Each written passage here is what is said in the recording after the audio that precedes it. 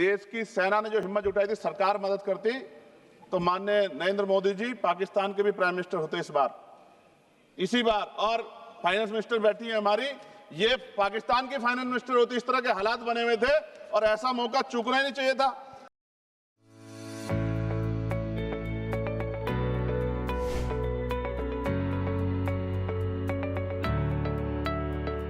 लोग जिनका लहू देश के काम आता है। मैं सबसे पहले ऑपरेशन सिंदूर में जो हमारे देश की सेना है, उसने जो पराक्रम दिखाया, शौर्य दिखाया, उसके लिए उनको सैल्यूट करता हूं, जय भीम करता हूं। और पहलगाम हमले में जो निर्दोष हमारे नागरिक शहीद हुए या अन्य जो लोग उसके बाद सीज फायर के बाद जो शहीद हुए, उन सभी लोगों के लिए प्रार्थना करता हूं कि उनके परिवारों को कुदरत दुख सहने की शक्ति दे। महोदया, मेरे कुछ सवाल हैं सरकार से। क्या सरकार यह स्पष्ट कर सकती है कि आतंकियों को भारत क्षेत्र में प्रवेश और पहलगाम जैसे पर्यटन स्थल पर पहुंचने में किसने मदद की? क्या सुरक्षा एजेंसियों को इस हमले की पहले से कोई खुफिया इनपुट प्राप्त हुए थे? यदि हां, तो उन पर क्या कार्रवाई हुई? पहलगाम हमले में शहीद हुए नागरिकों और स्थानीय ड्राइवर माजिद खान के परिजनों को सरकार द्वारा क्या मुआवजा और सहायता दिया गई? क्या सरकार पर्यटकों की सुरक्षा सुनिश्चित करने के लिए विशेष स्टैंडर्ड ऑपरेटिंग प्रोसीजर लागू कर रही है? क्या भारत सरकार ने अंतर्राष्ट्रीय मंचों पर यह मांग रखी है कि जब तक पाकिस्तान आतंकवाद पर कठोर कार्रवाई नहीं करता, तब तक उसे किसी प्रकार की आर्थिक सहायता न दी जाए? ऑपरेशन सिंदूर के बाद जब पाकिस्तान ने जवाबी हमले किए और 21 भारतीय नागरिक शहीद हुए, यहां तक कि हमारे गुरुद्वारों को भी निशाना बनाया गया, तब सरकार ने सीज फायर की अनुमति क्यों दी? क्या यह भारत की कूटनीति कमजोर नहीं दर्शाता? सभापति महोदया, मुजफ्फरनगर में हमारे जिला सचिव हैं भाई कामिल, उनके परिवार के 2 बच्चे भी इस हमले में शहीद हुए थे। क्या सरकार ये मानती है कि टीआरएफ द्वारा इस हमले में खासतौर पर हिंदू पर्यटकों को निशाना बनाना भारत में सांप्रदायिक द्वेष को बढ़ावा देने का प्रयास था? यदि हाँ, तो इसे रोकने हेतु सरकार ने क्या रणनीति बनाई?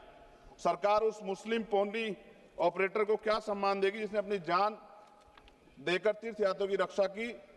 क्या उसे शहीद घोषित किया जाएगा? पाकिस्तान को हाल ही में आईएमएफ द्वारा $2 अरब से अधिक की सहायता राशि दी गई है। क्या भारत ने औपचारिक रूप से आईएमएफ और अन्य वैश्विक संस्थाओं के समक्ष आपत्ति दर्ज कराई है? क्या सरकार ने जांचा है कि आईएमएफ या अन्य विदेशी मदद का कोई हिस्सा आतंकवादी गतिविधियों में उपयोग तो नहीं हो रहा है? क्या सरकार ये स्वीकार करती है कि पहलगाम हमले में खुफिया तंत्र पूरी तरह विफल रहा है? यदि हाँ, तो कौन जिम्मेदार है और उसके विरुद्ध क्या कार्रवाई होगी? क्या सरकार स्पष्ट कर सकती है इतने भारी सुरक्षा प्रबंधों के बावजूद टीआरएफ जैसे आतंकवादी संगठन के सदस्य भारत में प्रवेश कैसे कर जाते हैं? क्या सरकार ये बताएगी पहलगाम जैसे संवेदनशील क्षेत्र में सुरक्षा समीक्षा अंतिम बार कब की गई थी और उसमें क्या कमियां चिन्हित की गई थी? प्रधानमंत्री जी ने इस हमले के बाद पहलगाम का दौरा क्यों नहीं किया, जबकि देश भर में भावनात्मक उबाल था? क्या सरकार ने शहीद हुए नागरिकों के परिजनों को आर्थिक मदद व स्थायी सहायता प्रदान की? यदि हाँ, तो उसका विवरण सदन में प्रस्तुत करें। महोदया, सरकार के लोग सेना के सम्मान की बात करते हैं। इस घटना के बाद सेना के जवान अमरनाथ यात्रा की ड्यूटी पर जा रहे थे, ऐसी रेल दी गई उनको जिसकी हालत बड़ी खराब थी। सेना के जवानों ने मना कर दिया कि हम इस रेल में नहीं बैठेंगे। 4 दिन बाद बदलनी पड़ी। और सरकार के नेताओं की भाषा देखिए, कर्नल सोफिया कुरैशी के बारे में किस तरह के शब्द यूज किए गए, इन पे भी हमें चिंता करनी चाहिए। देश की सेना के लिए मेरी मांग है महोदया कि सेना और अर्धसैनिक बलों के वेतन को टैक्स मुक्त किया जाए, बैटल ऑफ ऑनर से सम्मानित, क्योंकि ये इस समय ऐसा विषय चल रहा है कि देश की सेना पे हमें गौरव है, गर्व है, लेकिन जिस तरह से आतंकवादी गतिविधियां बढ़ी है, मेरी मांग है कि बैटल ऑफ ऑनर से सम्मानित चमार रेजिमेंट को बहाल किया जाए, Gurjar regiment, Mehtar regiment, Yadav regiment बनाई जाए, क्योंकि देश का जो किसान का मेरा उसके अंदर देश का जो गांव में रहने वाला जो व्यक्ति है उसके अंदर देश प्रेम का जज्बा बहुत जबरदस्त है। अगर इनको मौका मिलेगा तो शायद पाकिस्तान छोड़िए, चाइना की हिम्मत भी नहीं होगी कि हमारे देश की तरफ आंख उठा के देख ले। महोदया, बाबा साहब अंबेडकर कहते थे हम प्रथम और अंत्य भारतीय हैं। भारत की आन पे जब आंच आती है तो जिस तरह इस बार प्रदर्शन हुआ, एकजुट रहा देश, सारा विपक्ष हो पक्ष हो सब एकजुट रहे, ऐसे हमें एकजुट रहना चाहिए। अगर हम एकजुट रहेंगे तभी हम आतंकवादियों से लड़ पाएंगे। महोदया, 1965, 71, 1999 के युद्ध में किसी भी अरब देश ने पाकिस्तान का साथ नहीं दिया था, लेकिन आज एक भी अरब कंट्री हमारे फेवर में नहीं खड़ी। क्या हमें अपनी फॉरेन पॉलिसी पर नहीं सोचना चाहिए कि ऐसा क्या हो गया कि हमारी राजनीतिक जो भारतीय की लोकल राजनीति है, इसके चक्कर में क्या हमारी फॉरेन पॉलिसी या हमारे मित्रों को के मन में पीड़ा तो नहीं पहुंच रही है? पाकिस्तान ने कहा और आपने मान लिया, और आपने सीज फायर का आज रक्षा मंत्री जी को मैंने सुना, उन्होंने कहा भाई, उन्होंने कहा कि महाराज हाथ जोड़ते हैं, छोड़ो, उन्होंने कहा और आपने मान लिया। लेकिन फिर उसके बाद 10 तारीख को दोबारा से जो है ड्रोन उड़े और 15 लोग शहीद हुए, 43 लोग घायल हुए। हम अपने आम नागरिकों को क्यों, जबकि मान रहे हैं, मैंने रक्षा मंत्री जी को सुना, वो कह रहे हैं कि ऑपरेशन सिंदूर खत्म नहीं हुआ, ये रोका गया, इसका मतलब हमें खतरा है कि दोबारा भी हमला हो सकता है, पाकिस्तान अपनी हरकतों से बाज नहीं आ रहा। तो हम अपने आम नागरिकों को और सेना के जवानों के जीवन को खतरे में क्यों डाल रहे हैं भविष्य में? क्या हमें इसके पुख्ता और परमानेंट इंतजाम नहीं करने चाहिए? जैसे अगर सरकार को, मैंने कई बार सुना सरकार के लोग अखंड भारत की बात करते हैं, इससे अच्छा मौका आपको काम मिलता। पीओक्यू लेने के बाद हमारे उत्तर प्रदेश के मुख्यमंत्री बार बार कहते हैं कि चुनाव में कह रहे थे 6 महीने के बाद पीओक्यू इधर होगा, अगर सरकार बन की, जनता ने तो मौका दे दिया, कहां है पीओक्यू? क्यों नहीं लेके आए इस बार आप लोग?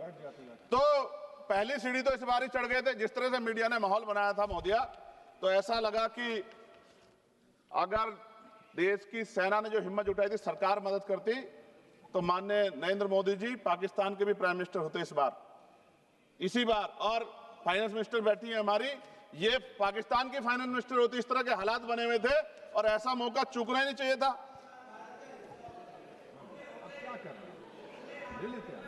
ले लेते, इससे अच्छा मौका कैसे मिलता? पूरा देश एकजुट था। मोदी, मैं खत्म करूंगा, पूरा देश एकजुट था, इससे अच्छा मौका कहां था? लेकिन अब अमेरिका में बैठ के कोई देश के फैसले कर ले तो देश की गरिमा पे, संप्रभुता पे बहुत बड़ा हमला है। इसको हमें समझना चाहिए, हमें समझना चाहिए किसी की हैसियत नहीं है।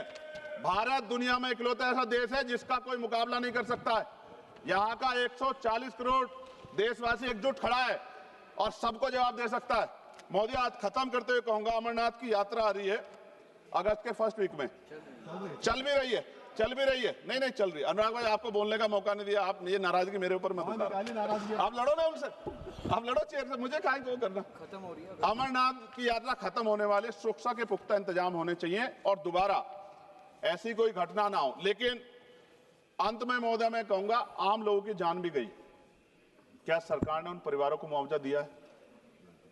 क्या उनके जीवन का कोई मूल्य नहीं? जिन्होंने अपने परिवार खोए, जिन्होंने अपना घर का बेटा, पति, घर का कमाने वाला खो दिया, उनका भी तो अधिकार बैठता है। सरकार ने क्या मुआवजा दिया, इस बात की जानकारी भी सरकार को पटल पर रखनी चाहिए, सामने रखनी चाहिए। और अंत में मैं धन्यवाद दूंगा भारतीय सेना को और भारत का जो प्यार है कि पाकिस्तान और आतंकवादियों के भरसक प्रयास था कि यहां सांप्रदायिकता का माहौल बन जाए, लेकिन देशवासियों ने समझदारी दिखाई। और कश्मीरियों को भी मैं बहुत धन्यवाद देता हूं कि उन्होंने कोशिश की कि किसी भी तरह से कश्मीर के ऊपर जो ये इतना बड़ा इल्जाम लगा है, ये इल्जाम में कश्मीरी शामिल ना हो और ऐसे आतंकवादियों पर सख्त कार्रवाई। पता लगा है कि महादेव, ऑपरेशन महादेव हुआ है और यही पता लगा कि वो तीनों आतंकवादी मारे गए हैं। लेकिन मैंने अखबार में ये भी पढ़ा था कि वो जो मुख्य आरोपी था कुछ दिन पहले पाकिस्तान में था। कोई पिकनिक चल रही है कि उधर भी चले जाते, इधर भी आ जाते? क्या है बॉर्डर पे ऐसा? ये बताना चाहिए ना देश को। मैं आपका धन्यवाद करूंगा और भारत की महान सेना को मैं बधाई देता हूं, उनके लिए मंगल कामना करता हूं। जय भीम, जय भारत। महोदय धन्यवाद।